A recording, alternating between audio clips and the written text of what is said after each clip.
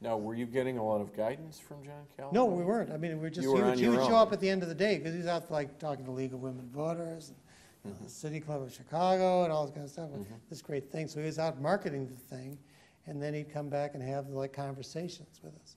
But he was not an ops guy, really. And so we were. So Jean Butler was one, and she was had been an editor at the Chicagoan magazine, and was an elegant writer and a great editor. But she was not too emotive. Scott Simon, who's now NPR, was sort of a classic liberal.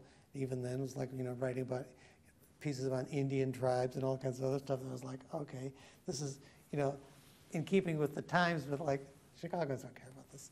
And then Denise Baker Coleman, who was the then token woman African American, and she was pretty solid, but she was shy. And then there was me, who I don't think of my psyche had matured into my body yet. And so it just was not that good. And so it evolved, and we had all kinds of great sort of guest commentators. Joel Weisman was from the start. Sandy Unger was there. Andrew Greeley. So it was a great show in that. And so it evolved into basically the set that exists now on Chicago Tonight, except for all the fancy stuff at the table, and just the interview format, which is it should have been. So the time came after about a year when John Calloway said goodbye to this crew. Right, and I said, they actually came, and I had asked him originally for a year's guaranteed work. He said, I can't give you a year of guarantee, but I'll give you 9 months guarantee and then a 3-month severance if we cut you loose, if we break the agreement. It's almost 3 months, 9 months to the day. It was like, okay, you guys are off the air, blah, blah, blah. So I said, here's the piece of paper, I'll take the 3 months. And so I took the 3 months pay and moved to Seattle. It was my grub stake to move to Seattle. Now, I've been waiting to ask you this question. What did you learn about Chicago by living in Seattle?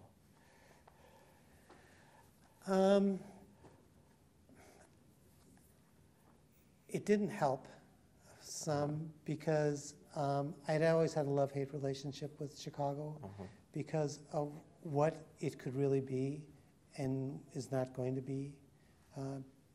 And I think that in Seattle, I discovered 4 political parties, for one, and that good government works as a methodology. It makes for much better legislation, much better rules, and much better process in terms of building a city. I also learned that at-large elections drive ideology, so their city council was all ideological, and because they weren't elected from any districts, as opposed to Chicago. And I learned, to me, I learned that quality of life was the great driver. Microsoft was just starting up. We were going to try to get a job at Microsoft, and it was like, I went into Microsoft, this little building in Redmond, Washington. There's like nobody in the lobby, so I went to the phone on the wall and like dialed the number, like waited for 15 minutes. Someone came out and I asked for a job, and they said, "Well, no, you don't qualify." But I should have said I should be a garbage man or like whatever it was. Right. So anyway. So what year was this? This had been, I went in 75 to Seattle, late 75, and then somewhere in there. And so I was at the PI from 75 to 80, and then Spellman was elected, and he was elected in the worst economic time since the Depression. So that's sort of the midpoint of where we are today, and he was a now extinct. He was a liberal Republican environmentalist, and so our job was to also cut a lot of government but ultimately to save social services. So that was the moment when you went from being on the media side to being working with a government official, and Right. you know, That fell from the one true faith. right. Right. That's the one. That's a big transition for someone raised. Yeah, for me, it's an endless. It is a never. It's an unforgiving transition, because today it doesn't matter. I mean, so you have Pat Buchanan like running for president and like going back on television the moment afterwards, 15 times in a row. But then it was different because I was raised in the high priesthood of journalism, and that it mattered, and that it was you were different, and you were not partisan, and so that you were trained in really what is difficult way of looking at things fairly, which is very hard, a very difficult thing to do. Mm-hmm. And so then, I remember the morning of transition, that Saturday morning, I quit Friday, last day was Friday, went Saturday morning to get briefed, and within 20 minutes I had like 5 front-page stories. Mm-hmm. I mean, just so you started to see the stuff, that was really out there, with the truth that is hidden from, the public and their reporters. But yeah, it lasts to this day. Mm-hmm. And so that I think, to the extent I've done any of my jobs well, it is because of that sensibility. And the two things you do learn as a reporter, one is what is really going on here? What is the nut of this situation, factually? And then the second part is to communicate it. And the one who communicates wins. So you end up as a press secretary with all the policy guys and all this stuff talking, and the political guys talking, and then they go home and have dinner. Right. You got to write it up. And so the one who writes it up, writes it up. And so you get to be ultimately the agenda setter. So that the skill of being a writer and a reporter are the two key skills still. So what did you begin to think about reporters now that you're a press secretary? My mistake was dealing with them with respect. And so what I did was I opened up a government that had been shut down and with no access, and made sure they had access to everything, and I would think that they were going to go do it and pursue things on the square. Mm-hmm. And what I failed to do was to spoon feed them. One, because I was sort of constitutionally incapable of the concept, but also I didn't do it. And therefore, I think that there really is while Spellman had gone through a very difficult time, really a hard time, and was alone politically. The Democrats hated him, the Republicans hated him because he was not a conservative. But he got close to re-election. I think that if he had better sort of PR, and then when I came back to